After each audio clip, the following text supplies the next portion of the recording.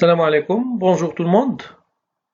Toujours dans la continuité de la présentation des exercices concernant le chapitre de l'IS, l'impôt sur les sociétés, dans cette vidéo, je vais vous présenter un exercice où on va traiter une société appelée ASMEX. Pour cette société, on va s'intéresser aux intérêts servis aux associés. Vous avez la société anonyme ASMEX, produisant exclusivement pour le marché européen, et créée en 2015. Son capital entièrement libéré est de 3 millions de dirhams. Elle a débuté ses activités en janvier 2016. Le résultat de la société au titre de 2020 se présente comme suit. Résultat comptable avant impôt 770 100. Le service comptable de la société vous communique le grand livre qui vous a permis de constater un résultat fiscal 2019 qui est déficitaire de 120 100. À la fin de l'exercice 2020, les comptes courants des actionnaires se présentent comme suit. Vous avez les actionnaires, M. Saïd, Mme Khadija, M. Rachid, et pour les autres actionnaires, vous avez les capitales de chacun, le compte courant créditeur de chaque actionnaire, ainsi que les intérêts servis au taux de 7% qui est servi aux actionnaires. Vous avez des informations aussi que vous apprenez aussi que le compte courant de M. Saïd a été créditeur pour 500 000 dirhams au 1-1 2020. M. Saïd a versé à la société une somme de 700 000 dirhams le 1-7 2020. Les comptes courants de Mme Khadija et les autres actionnaires sont restés inchangés pendant toute l'année. Vous supposez que l'arrêté du ministre des Finances a fixé pour l'année 2020 le taux maximum des intérêts déductibles des comptes courants créditeurs d'associés à 3%. Travail à faire, calculer le résultat fiscal net de la société au titre de l'exercice 2020 et l'IS qui en découle. 2. Procéder à la régularisation de l'IS 2020, sachant que la société a versé 4 acomptes de 20 000 dirhams chacun. Et troisième question, calculer les acomptes à verser en 2021. Donc on commence par le tableau de réintégration de déduction. Donc on va commencer par le résultat comptable. Puisqu'il est bénéficiaire de 770 100, on va le mettre au niveau de la réintégration pour les intérêts des comptes courants. Donc déjà vous avez au niveau de l'énoncé que le capital est libéré. Ça veut dire qu'on va voir les autres limites à respecter pour que les intérêts soient déductibles. Donc les intérêts servis, ils relèvent à 167 500, sont déjà donnés au niveau de l'exercice. Pour les intérêts fiscalement déductibles, donc on va le traiter pour chaque actionnaire.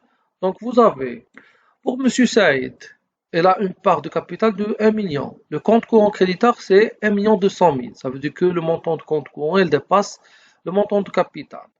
Mais, vous avez des informations que pour arriver à 1 200 000 à la fin d'année, c'est qu'au début de l'année, il n'était pas 1 200 000. Il était juste 500 000. Donc 500 000 depuis le 1-1 2020. Et elle a versé 700 000 dirhams depuis le 1-7 2020. Ça veut dire que jusqu'au 1er juillet, il a versé une somme de 700 000.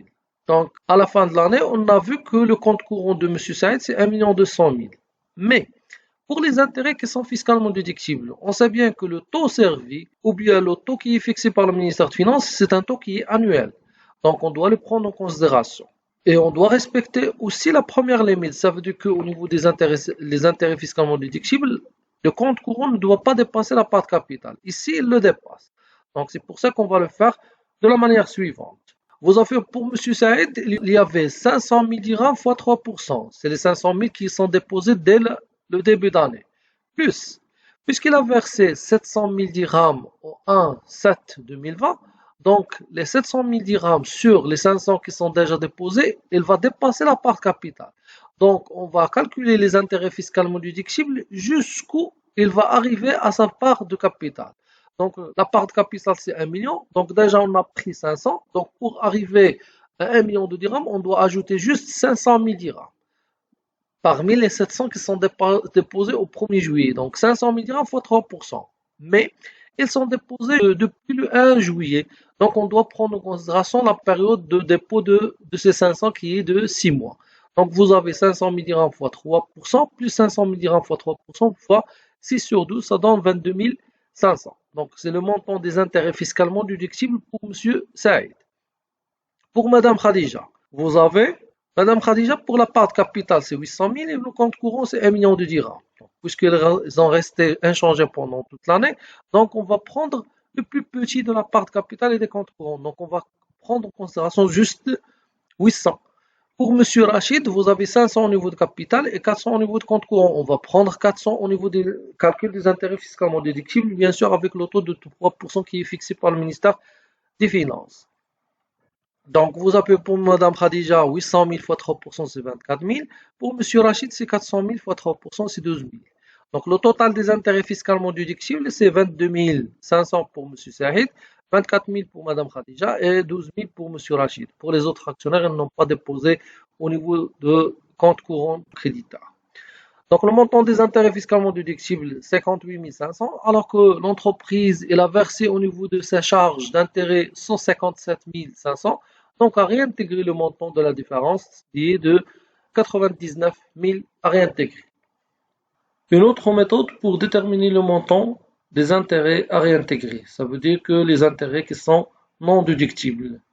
Donc, on doit respecter les deux limites tant que le capital est libéré. Donc, on doit respecter que le montant de compte courant ne doit pas dépasser la part de capital et le taux servi ne doit pas dépasser le taux fixé par le ministère des Finances. Donc, vous avez, pour M. Saïd, la part de capital, c'est 1 million. Le compte courant, c'est 1 200 000. Ça veut dire que le montant de compte courant, dépasse la part de capital. Donc, le dépassement de la part de capital, c'est par 200 000. Mais ce dépassement, il ne vient pas du début d'année. Il vient de 1,7. C'est lorsque M. Saïd a déposé les 700 000 dirhams au niveau du mois de juillet. Donc, c'est là où elle a dépassé la part de capital. Donc, elle a dépassé la part de capital par 200 000. Donc, le montant des intérêts relatifs aux 200 000 ne sont pas déductibles. Donc, c'est pour ça que vous avez ici que pour les dépassements de la part, 200 000 fois 7%, puisqu'ils sont rémunérés au taux de 7%, mais fois 6 sur 12, parce que le montant même des intérêts servis, ils ont calculé sur la partie juste de 6 mois concernant les 700 000 qui sont déposés au mois de juillet. Donc, 7 000 à réintégrer au niveau de dépassement de la part pour M. Saïd. Pour Mme Khadija, donc, la part de capital, c'est 800 000. Le montant de compte courant, c'est 1 million. Donc, elle dépasse la part de capital par 200 000 aussi. Mais 200 000, donc, fois 7%. Parce que le montant de compte courant, il a resté inchangé pendant toute l'année. Donc, vous avez pour Mme Khadija, 200 000 fois 7%, c'est 14 000. Donc, pour les dépassements de la part, vous avez un total à réintégrer de 21 000. Maintenant, pour les dépassements de taux, il va concerner tous les associés. Donc, vous avez la part de capital pour M. Saïd, c'est 1 million. Donc, on va calculer juste sur la partie de 1 million. Mais, les 500 000, ils sont déposés donc, depuis le 1-1. Donc, l'autre 500, il a été déposé parmi les 700 qui sont déposés au mois de juillet. Ça veut dire qu'on doit prendre en considération juste les 6 mois. Donc, 500 000 fois 7% moins 3%. Plus 500 000 fois 7% moins 3% fois 6 sur 12. Là, pour les 500 000 qui sont déposés depuis le 1 janvier, et là c'est depuis le 1 juillet. Donc le montant total des intérêts à réintégrer concernant le dépassement du taux pour M. Saïd, c'est 30 000. Pour Mme Khadija, donc on va la calculer sur la part de capital, 800 000 fois 7% moins 3%, parce que là, elle a pris des intérêts autour de 7%, alors qu'elle doit prendre juste pour 3%. Donc 32 000 à réintégrer pour le dépassement de taux pour Mme Khadija. Et pour M. Rachid, vous avez 400 000 fois 7% moins 3%. Donc déjà pour M. Rachid, il n'a pas dépassé la part de capital, mais il a été rémunéré au taux de 7%, alors qu'il doit être rémunéré juste pour 3%. Donc il a un dépassement de taux de 4%. Donc 400 000 fois 7% moins 3%, c'est 16 000. Donc à réintégrer le montant des intérêts concernant le dépassement de taux de 30 000 plus 32 000 plus 16 000, ça donne 78 000. Donc le total à réintégrer pour le dépassement de la part 21 000, pour le dépassement de taux c'est 78 000, ça donne 99 000. Bien sûr, on doit avoir le même résultat concernant la méthode choisie pour ces intérêts qui sont non déductibles. Maintenant, pour le résultat fiscal brut, vous avez 670 100, c'est le résultat comptable, plus le montant à réintégrer, 99 000. Ça donne 769 100. Donc, vous avez déjà, d'après les informations, un déficit concernant 2019 de 120 100. Donc, le résultat fiscal net, c'est 769 100 moins 120 100. Ça donne 649 000. Vous avez l'IS qui en découle, puisque c'est le résultat fiscal net, c'est 649 000 fois 20% moins 30 000, ça donne 99 800. Donc pour l'IS, ici, donc, puisqu'il est inférieur à 1 million de dirhams, donc on doit le multiplier par 20% et doit retrancher la somme à déduire de 30 000.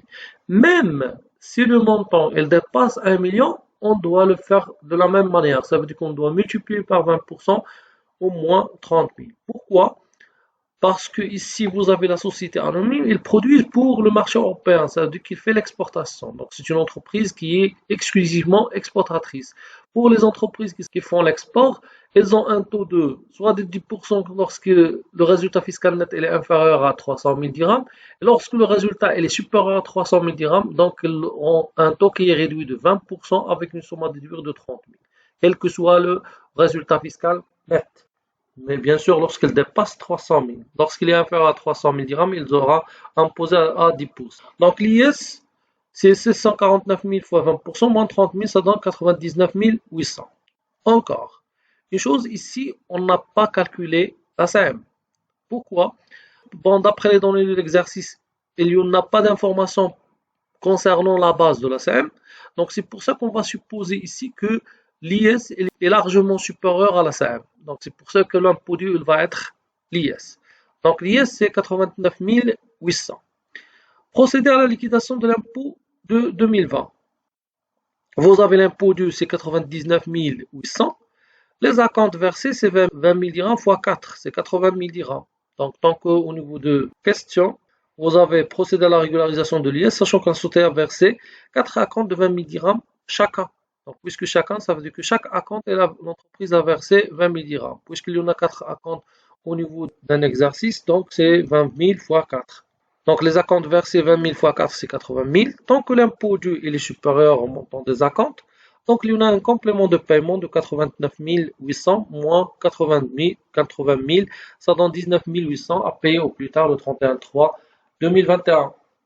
Pour les acomptes à verser au niveau de 2021, vous avez l'exercice de référence 2020, résultat fiscal net 649 000, ça donne un IS de 99 800. Donc j'ai dit que ici au niveau de la CM, on va supposer que l'IS est supérieur à la CM tant qu'il n'y a pas d'informations concernant la base de la CM au niveau de l'exercice. Donc l'acompte 99 800 sur 4, ça donne 24 950. Donc le premier acompte, ça donne 24 950 à verser au plus tard le 31/3/2021. Deuxième acompte, troisième acompte et quatrième acompte, la même chose. Le deuxième au plus tard de 36/2021, le troisième au 39/2021 et le quatrième acompte 31/12/2021. Comme ça, cet exercice arrive à sa fin. Merci pour votre attention. À l'exercice prochain, Inch'Allah, dans une nouvelle vidéo. À bientôt.